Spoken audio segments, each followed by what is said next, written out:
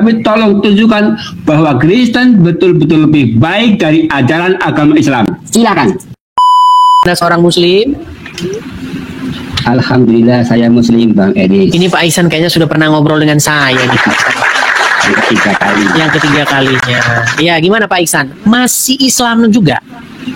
Alhamdulillah masih kukuh. Sungguh nekat yang nyata.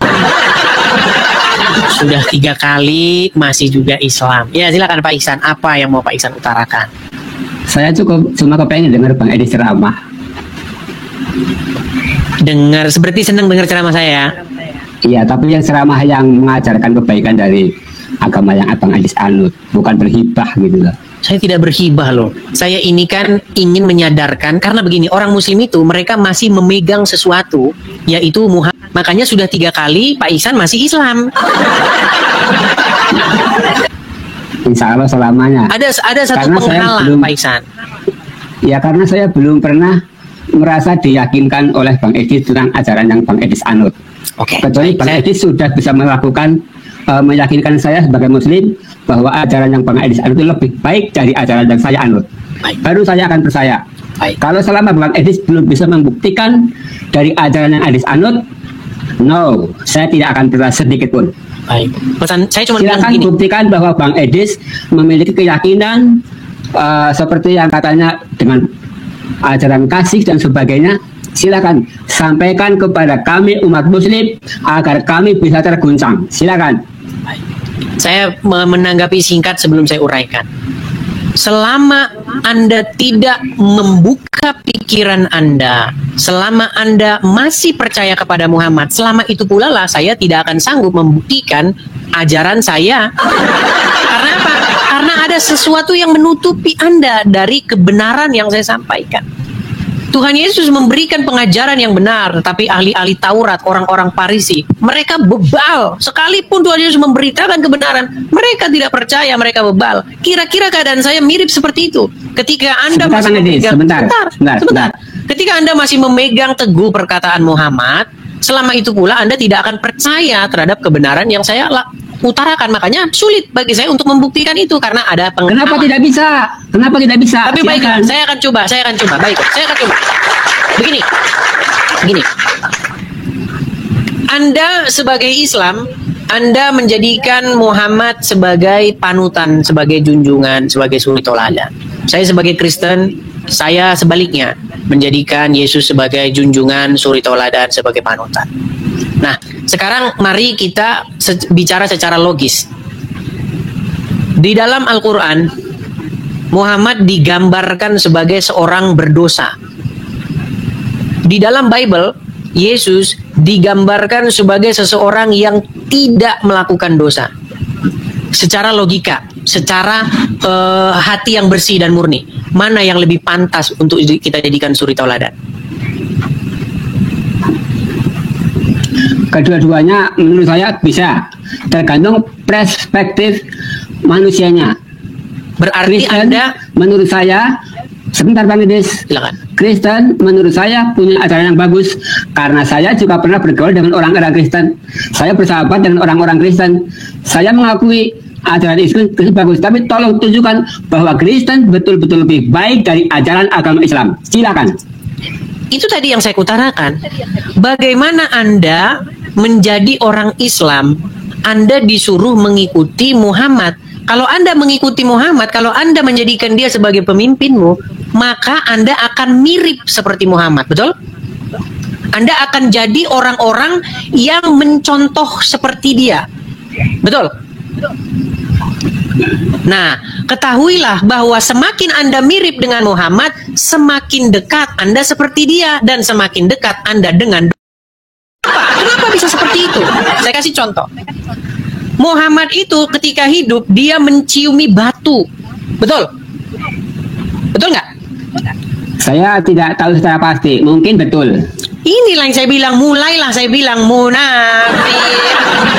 Mulai munafik. Kalau seperti ini bagaimana saya membuktikan kebenaran itu, Pak Ihsan? Ini yang membuat Anda tidak terbuka pikiran Anda. Maksudnya begini Bang Edis. Maksudnya begini, Bang Edis jangan bahas Muhammad, Bang Edis bahas keunggulan-keunggulan yang ada dalam ajaran Bang Edis. Enggak, ini nanti akan saya bandingkan.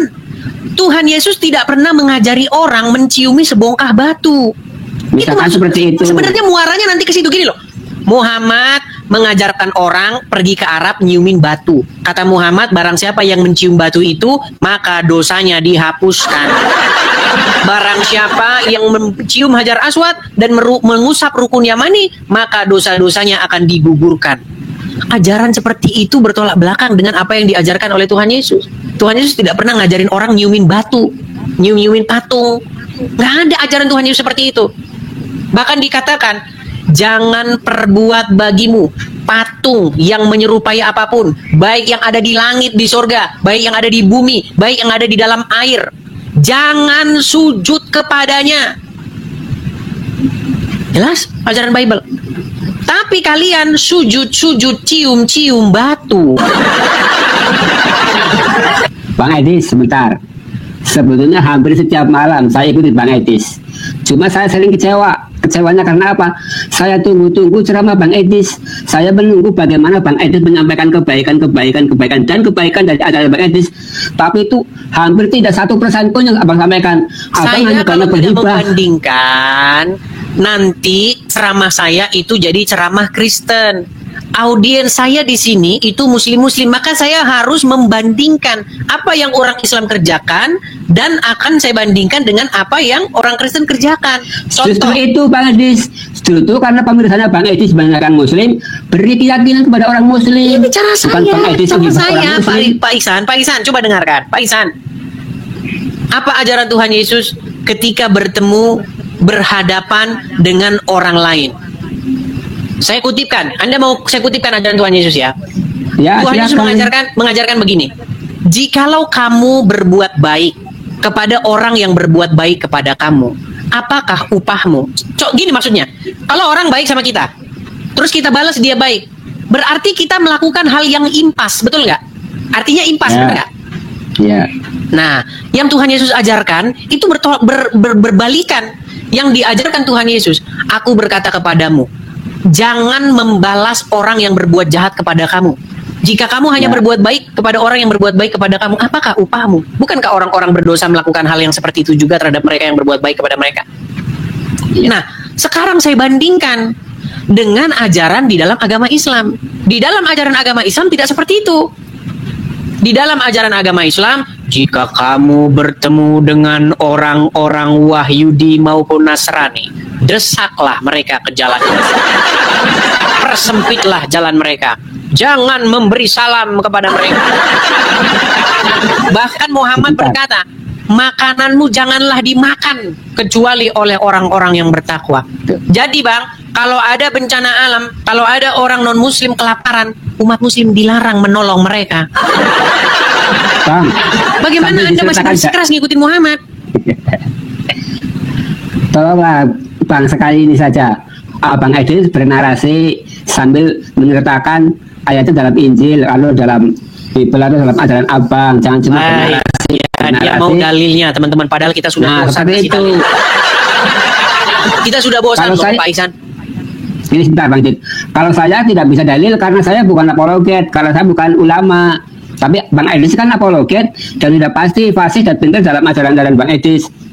Setiap narasi sertakan dulu dalil-dalilnya biar saya yakin seperti itu Bang Edis. Baik. Saya tunjukkan dalilnya ya. Mereka mau dalil. Aduh. Kita tunjukkan dalilnya ya. Tapi tolong itu. Nanti setelah saya tunjukkan dalilnya, Pak Ihsan jangan lagi bersikeras, berubah ya. Saya tunjukkan. Sebentar.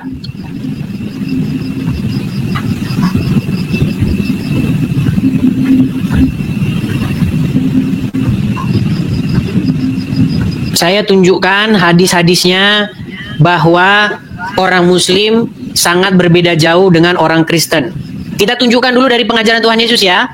Silakan, saya dengarkan, saya simak. Oke. Baik. Saya tunjukkan dulu.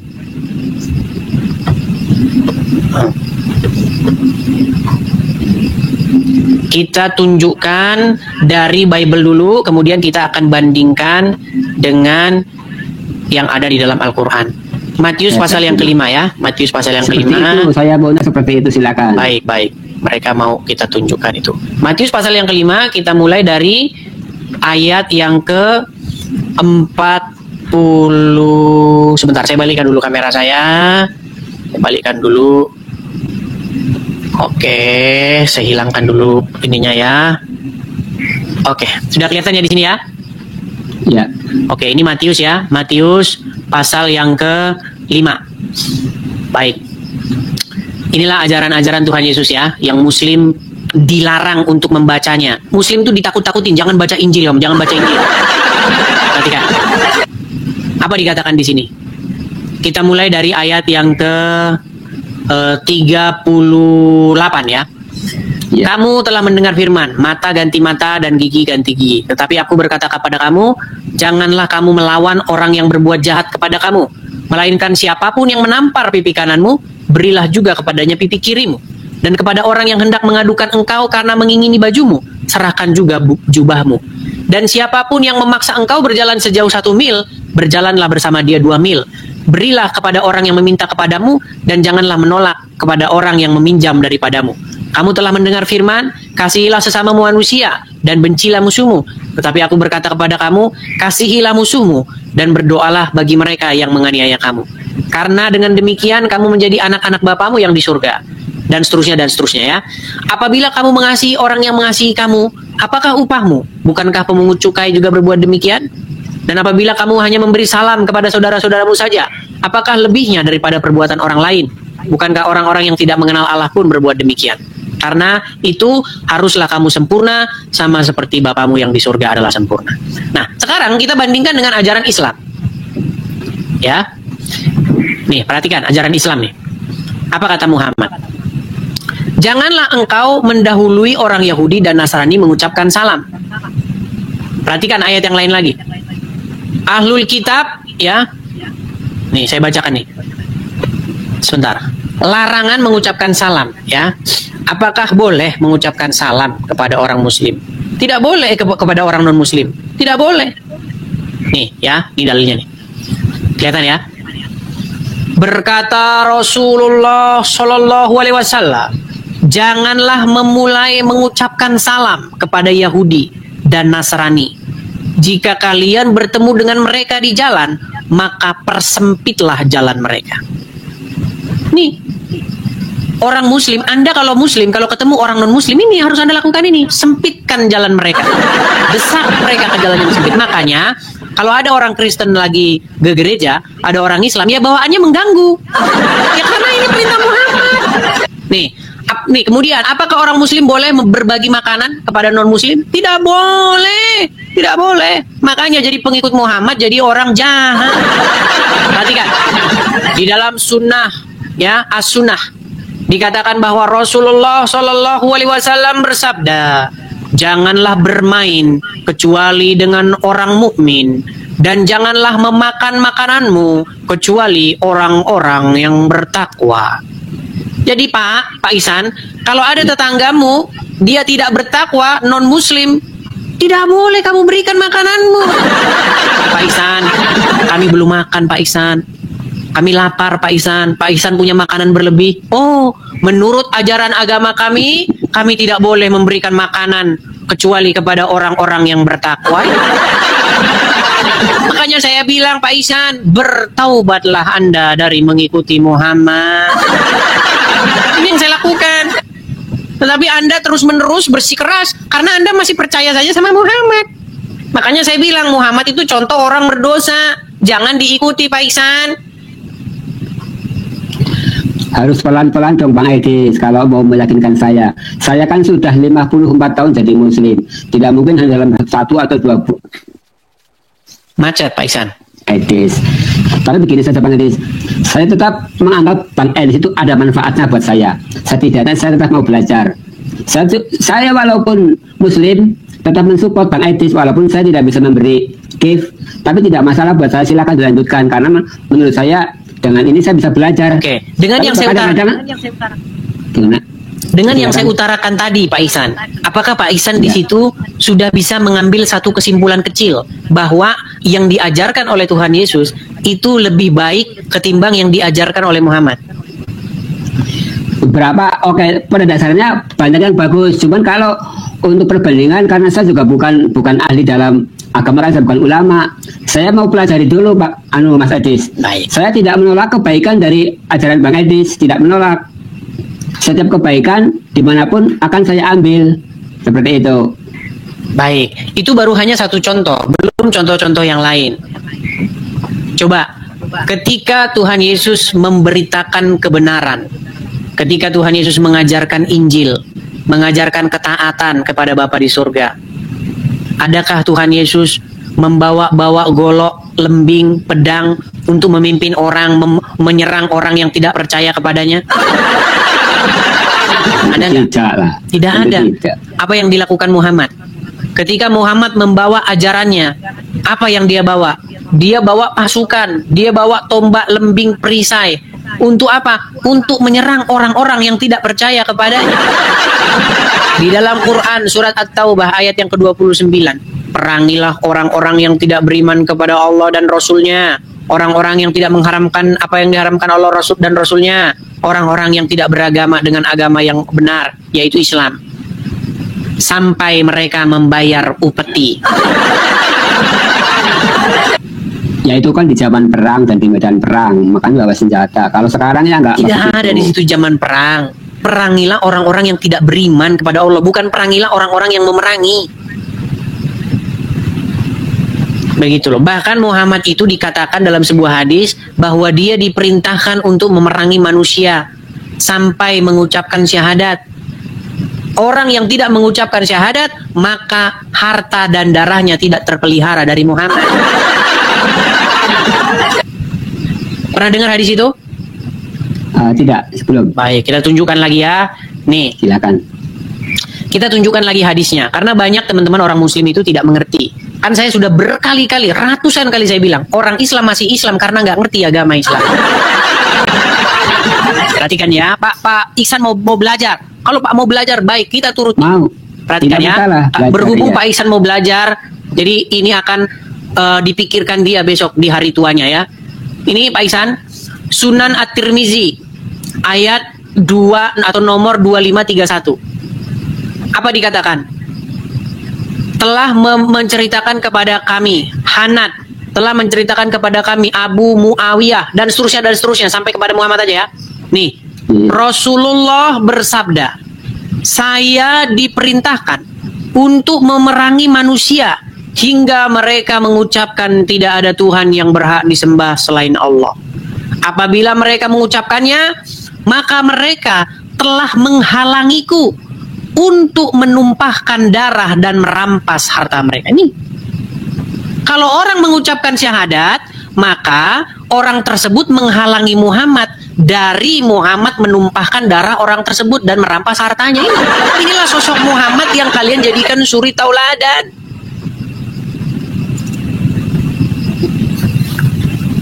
Iya. Iya.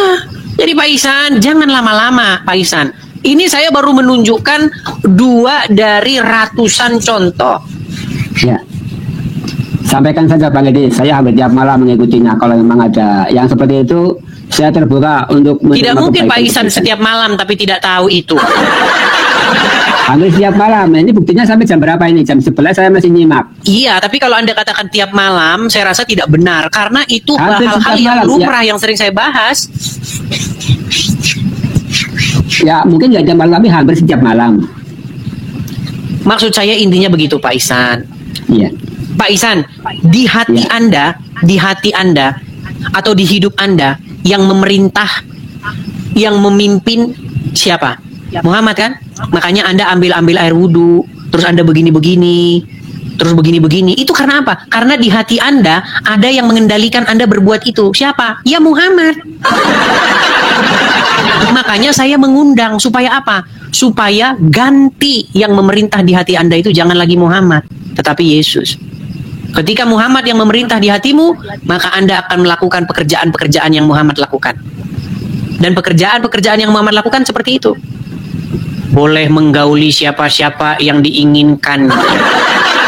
Perempuan-perempuan yang diceraikan boleh digauli kembali. Tuh.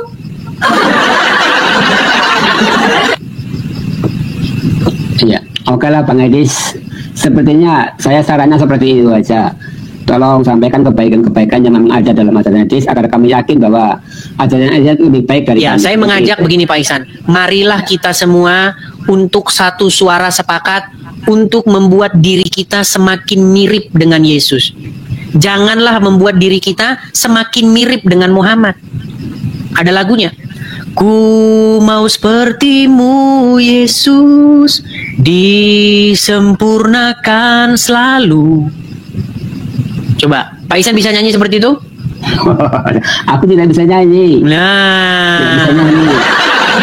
Bicara aja masih fales. bagaikan bejana. Tahu bejana? Bejana tahu? Tempayan. Bejana tempat air. Iya, tempayan. Bagaikan bejana siap dibentuk, demikian hidupku di tanganmu. Bentuklah turut kehendakmu, pakailah sesuai rencanamu. Bang Edis coba. Selama ini baru Bang Edis ketemu saya kan bisa nyanyi. Selama ini nggak pernah kan nyanyi Bang Edis. Makasih Kak Ceki. Mbak sering ada juga nyanyi. Jarang. Saya pernah ketemu dengan seorang muslimah. Berarti sekarang Bang Edis sedang happy nih ketemu saya. karena Bukan, bisa ya nyanyi. ini ya artinya ada beberapa orang yang membuat saya bernyanyi gini. Ada seorang muslimah, dia bilang begini. Kalau mau menyembah Tuhan, itu harus mengadap baitnya yang ada di Ka'bah Mekah. Itulah rumah Tuhan katanya. Barang siapa yang sholat di masjid di sana, pahalanya 1000 kali seperti sholat di tempat lain. Ya itu sebenarnya nyontek-nyontek seperti yang ada dalam kitab Injil atau kitab Bible. Di dalam kitab Mazmur dikatakan adalah lebih baik 1 hari di pelataranmu ketimbang 1000 hari di tempat lain. Tapi dikutip sama orang Islam jadi sholat di tempat Masjidil Nabawi atau Masjidil Haram pahalanya 1000 kali dengan pahala di sholat di tempat lain. Saya bilang begini sama dia. Siapa itu saya lupa namanya, perempuan. Saya bilang begini, sebenarnya rumah Tuhan yang sejati itu bukan di Yerusalem, bukan di Arab. Rumah Tuhan yang sejati itu adalah hati kita. Terus dia bilang, iya benar hati kita. Tapi itu bukan konsep dalam agama Islam. Konsep dalam agama Islam, Baitullah itu di sana, yang di Bakkah, walaupun dirubah sama orang Islam jadi Mekah. Iya, Baitullah itu ada di Bakkah menurut Al-Quran.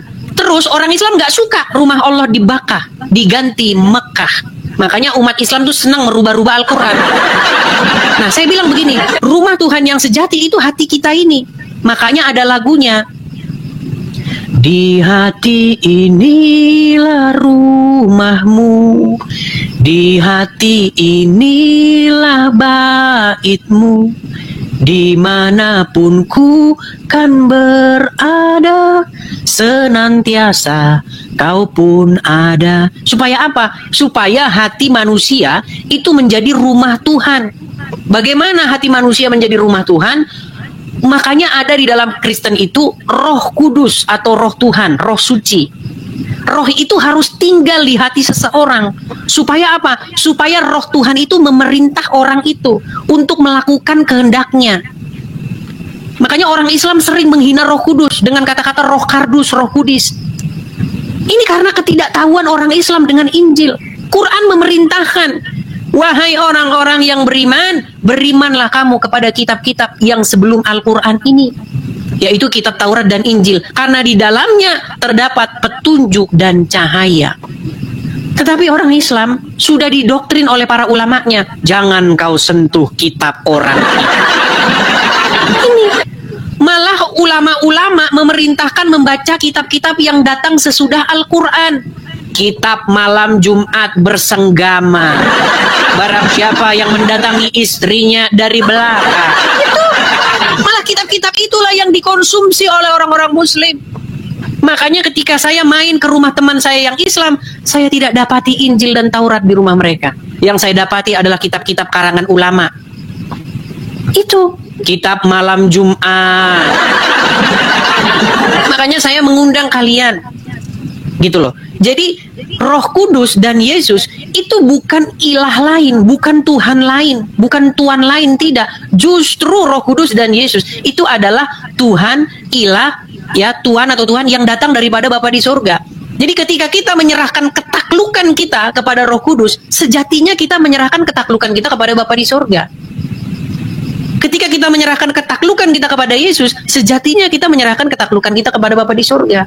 Malah Makanya ini bagian agak lain nih. Makanya Nah, itu Bang, makanya baik Bapa, Putra dan Roh Kudus itu satu. Jadi yang berdaulat di hati kami itu satu, Bapa, Putra dan Roh Kudus.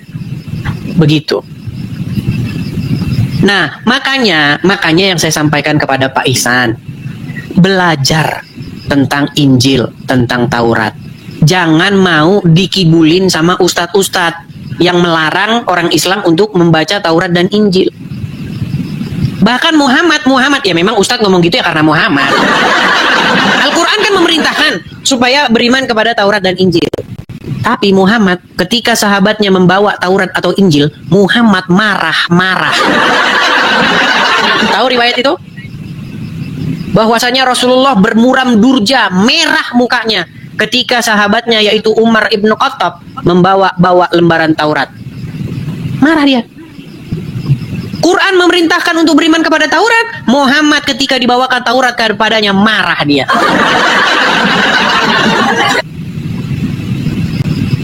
Gitu. Ya, selama saya mengikuti pengajian sih belum pernah ada yang menyampaikan hal seperti itu. Ya, makanya Pak Ihsan, banyak sekarang umat muslim itu senang nonton Edis TV. Tapi memang mereka malu-malu. Ya, menurut saya cukup, tidak perlu juga diumbar-umbar. Karena takut nanti dengan keselamatanmu kalau diumbar-umbar. Banyak yang inbox saya, Bang, selama ini saya menyangka bahwa Islam itu benar. Setelah saya pelajari, benar katamu. Banyak yang ngomong begitu. Banyak juga orang-orang Kristen yang sempat mualaf kemudian balik lagi. Banyak. Gitu. Oke, terima kasih Bang Edis. Sama-sama Pak Ihsan. Jadi Pak Ihsan, semoga ini menjadi satu titik langkah awal ya untuk mencari kebenaran seperti itu. Karena Tuhan Yesus berkata, "Akulah jalan dan kebenaran dan hidup. Tidak ada seorang pun yang datang kepada Bapa kalau tidak melalui aku." Jadi bukalah hati Pak Ihsan untuk mengikuti Dia yang hidup. Jangan mengikuti orang mati di kuburan. Janganlah orang mati menuntun hidup Anda. Tetapi biarlah Dia yang hidup, yang datang daripada Bapa di surga, yang menuntun hidup kita. Seperti itu. Begitu Pak Ihsan ya? Oke, salam. Oke, selamat malam Pak Ihsan. Sehat dulu Bang Edis. Sama-sama Pak Ihsan. Semoga diberikan kesehatan.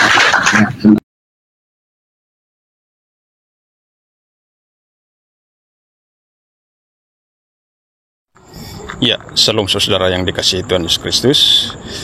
Kita baru saja menyaksikan sebuah diskusi yang luar biasa teman-teman ya, antara Edis TV dan seorang Bapak Muslim yang sangat terbuka teman-teman ya. Dalam diskusi tadi kita melihat ya bagaimana Bapak Muslim ini dengan tulus meminta Edis TV untuk meyakinkannya tentang Yesus Kristus. Ini menurut saya sebuah permintaan yang sangat menyentuh hati teman-teman ya. Edis TV tadi dengan penuh kesabaran dan hikmat menjelaskan ajaran-ajaran Yesus Kristus berdasarkan firman Tuhan yang tertulis dalam Alkitab teman-teman ya. Penjelasan yang jernih, penuh kasih dan sesuai dengan kebenaran firman Tuhan. Kita semua berharap ya dan berdoa ya. Semoga melalui penjelasan ini Bapak Muslim ini dapat memahami, menyadari dan tergerak hatinya ya untuk bertobat serta menerima Yesus Kristus sebagai Tuhan dan Juru Selamatnya ya. Mari kita terus doakan saudara kita yang masih mencari-cari agar mereka semua dapat menemukan jalan yang benar di dalam Yesus Kristus. Tuhan Yesus memberkati kita semua. Shalom.